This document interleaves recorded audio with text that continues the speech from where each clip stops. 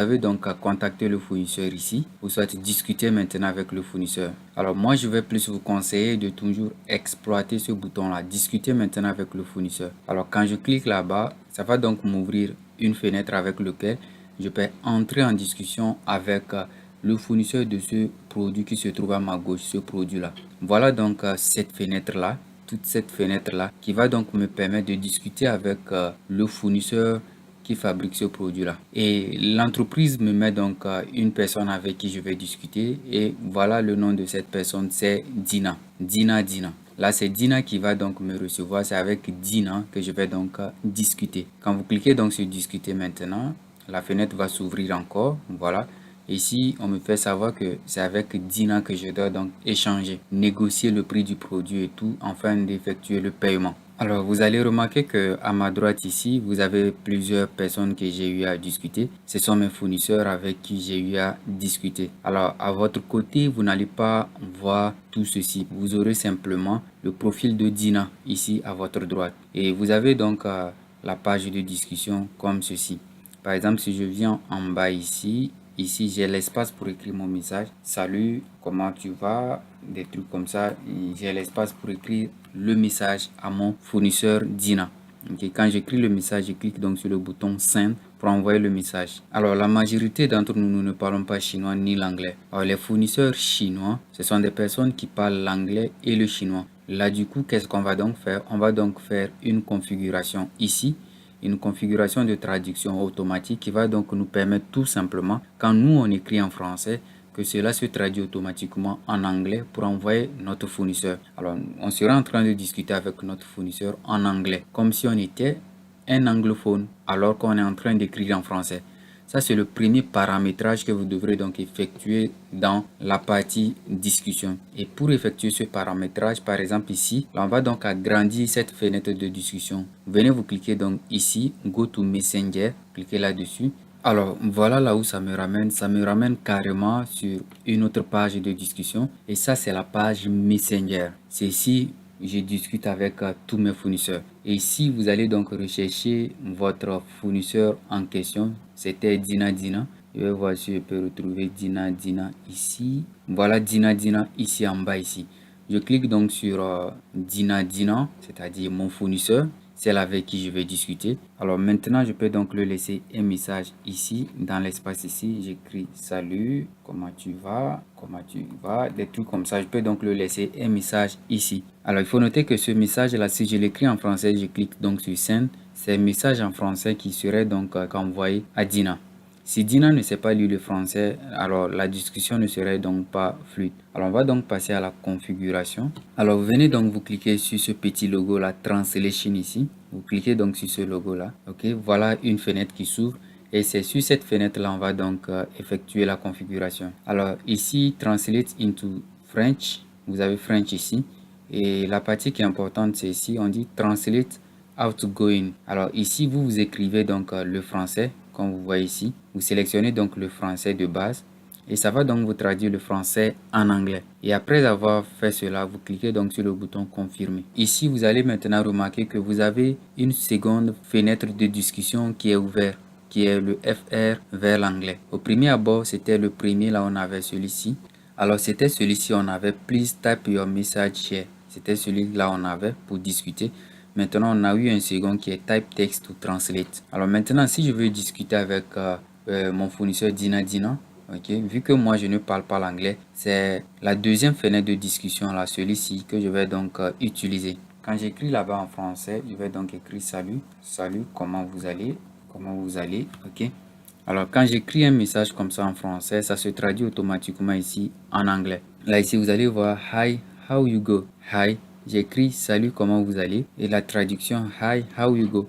Et je clique maintenant sur Send ici. Quand je clique sur Send, alors Dina, qui est mon fournisseur, ne verra pas les deux messages là. Lui, il verra seulement Hi, how you go? Je suis la seule personne à voir la traduction en français qui est salut, comment vous allez? Là, c'est comme ça vous allez donc configurer cette partie là afin d'entamer la discussion avec votre fournisseur chinois. Alors, on va donc passer à l'explication théorique, comment donc discuter proprement dit avec votre fournisseur chinois. Alors, ce que je viens d'écrire, ça, c'est un test, hein. C'est pas de cette manière que vous allez discuter avec votre fournisseur. Alors, on va donc passer à la théorie pour que je vous explique comment discuter avec votre fournisseur chinois. Vous voyez le message Hi, how you go que j'ai laissé à Dina. Dina vient de me répondre ici. Il dit Dear friend, I'm fine. Do you have any doubts? Bah, ça, par exemple, ce message, il peut arriver que tu ne comprennes pas ce message en anglais. Voilà, ça t'a traduit en même temps en français. Qui te dit, cher ami, je vais bien. Avez-vous des doutes? C'est la traduction en français. Ouais. Et maintenant, moi aussi, je peux le répondre. Ok, en rédigeant un message ici et ça me traduit en même temps en anglais ici. Et après, je lui envoie le message. Voilà comment tu peux donc discuter en anglais avec ton fournisseur chinois sur la plateforme Alibaba. Alors, on va donc passer à la formation, comment vraiment discuter avec ton fournisseur chinois sur la plateforme Alibaba. Alors, je reviens donc sur le schéma explicatif. Alors, on va donc aborder la partie discussion et on va voir comment bien discuter avec son fournisseur chinois sur la plateforme Alibaba. Alors, pour bien perfectionner votre discussion, j'ai donc relevé plusieurs points que vous devrez donc respecter ou tenir compte dans votre discussion. Et on va donc voir ces différents points-là dans ce schéma-là. On commence avec le premier point de discussion, celui-là. Alors, lorsque tu entends ta discussion avec ton fournisseur chinois, présente-toi comme un grossiste et laisse-le remarquer que ce ne serait pas ta première commande. Alors, tu dois te présenter comme un grossiste et laisse à ce que ton fournisseur chinois remarque que ce ne serait pas ta première commande. Alors, je vous présente quelques messages d'exemple pour respecter ce premier critère-là qui est de te présenter comme un grossiste et de laisser apparaître dans ton message comme ce ne serait pas ta première commande. Là, tu achètes une fois et tu vas continuer par acheter auprès de ce fournisseur-là. Alors, il faut noter que cela est très important parce que les fournisseurs chinois ou les entreprises chinoises, ils aiment plus les clients récurrents, c'est-à-dire les clients qui vont acheter aujourd'hui et réacheter le lendemain, réacheter les jours à venir. Là, ils aiment bosser avec ces personnes-là. Là, du coup, dans ton premier message, laisse apparaître ces informations-là, que tu es un grossiste et que ce ne serait pas ta première commande. Déjà, quand tu laisses apparaître ce genre de message, tu vas remarquer que ton fournisseur chinois va beaucoup s'impliquer dans ta discussion et il serait beaucoup ouvert à toi. Pourquoi? Parce que son objectif, c'est de te maintenir, de faire tout possible pour te satisfaire à ce que tu puisses revenir dans les jours à venir pour acheter auprès de lui. Il sait automatiquement qu'il est en train de bosser avec une entreprise, raison pour laquelle dès le début, je vous disais de vous créer un profil professionnel. Un profil professionnel va également jouer son rôle dans votre premier contact avec votre fournisseur chinois. Il faut noter que dans votre profil professionnel, le fournisseur chinois peut remarquer le montant maximal que tu dépenses chaque année sur Alibaba. Ok, ce sont des informations que toi-même tu vas remplir. Il va connaître le nom de ton entreprise et ta niche. Il aura beaucoup d'informations d'abord sur toi, ta personnalité et sur ton entreprise. Là, déjà, ces informations vont donc tout de suite dire au fournisseur qu'il est en train de bosser avec une grosse entité, c'est-à-dire une entreprise. Et s'il te satisfait bien, les jours à venir, tu vas continuer par bosser avec lui. Alors, il est donc très important, déjà votre premier contact avec le fournisseur, de vous présenter comme un grossiste et de laisser apparaître certaines informations comme ce ne serait pas votre premier achat. Les jours à venir, vous allez commander auprès de lui. Alors, je vais vous présenter vite fait quelques exemples de messages que vous pouvez donc envoyer à votre fournisseur chinois. Alors, je vais donc ouvrir ce lien-là. Alors, par exemple, voilà donc le premier message que j'ai donc construit ici. Alors, que dit le message? Ici, on peut lire que je suis, vous mettez votre prénom, par exemple, je suis Offrey Anilonda, PDG de l'entreprise Tens Industries, une entreprise africaine spécialisée dans la vente de vos produits. Je mets donc le nom du produit que je vais acheter auprès de mon fournisseur. Alors, nous avons beaucoup de succès avec ce produit et je mets entre parenthèses le nombre de ventes que je fais par jour sur ce produit seulement. Et nous cherchons de nouveaux fournisseurs qui peuvent nous aider à augmenter nos ventes et établir une relation d'affaires à long terme. Déjà dans ce message, je dis ici que je vais établir une relation d'affaires à long terme. Déjà, je laisse apparaître une information très importante pour les fournisseurs chinois parce qu'ils aiment des clients récurrents. Ils aiment fidéliser la clientèle. Et de deux, je lui fais savoir que sur le produit que je vais acheter, j'ai beaucoup de ventes autour de ce produit-là. La première information, je lui fais savoir que je bosse dans une entreprise où j'ai une entreprise. Et après, je dis, pourriez-vous me fournir des informations sur ce produit? Je mets donc le lien du produit que je vais acheter auprès de ce fournisseur-là.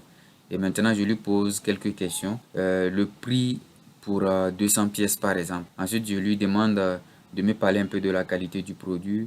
Et enfin, je lui demande le délai de livraison. Alors, les deux questions qui sont très importantes, c'est le prix pour la quantité de pièces que vous voulez acheter au prix de lui, qu'il vous fasse un prix global, ok, et vous envoyer. Et le deuxième point, c'est le délai de livraison.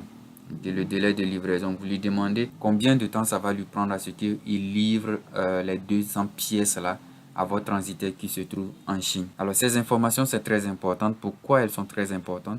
Parce que quand vous demandez le délai de livraison à votre fournisseur et qu'il vous envoie son délai de livraison et que par la suite il ne respecte pas ce délai de livraison là, il tarde à livrer votre colis à votre transitaire à travers l'assurance commerciale que votre fournisseur vous garantissait. À travers cette assurance commerciale, vous pouvez entamer une procédure de remboursement. Vous pouvez lancer la procédure de remboursement. Alors, demandez toujours le délai de livraison et pour voir si le fournisseur par la suite va respecter ce délai de livraison-là. S'il tarde, vous lancez automatiquement la procédure de remboursement. Alors, le prix du nombre de pièces que vous l'achetez et le délai de livraison. Ok. Alors, le reste des questions, je pense, vous pouvez aussi demander la qualité du produit. Alors, ça, c'était le premier message. On va jeter coup d'œil sur le dernier message aussi. Ok, je prends par exemple le dernier message. Alors, le dernier message, là, je dis, je suis à la recherche de fournisseurs. Je mets donc entre parenthèses là le nom du produit. Ou soit, je peux dire, je suis à la recherche de fournisseurs de sacs pour femmes pour mon entreprise. J'ai vu que vous en proposez sur votre page Alibaba et je me permets de vous contacter pour en savoir plus. Alors, je remets donc les mêmes questions ici. Voilà un peu les messages de prise de contact que vous pouvez donc envoyer à votre fournisseur chinois. Ok. Alors, ça, c'était la première manière pour entrer en discussion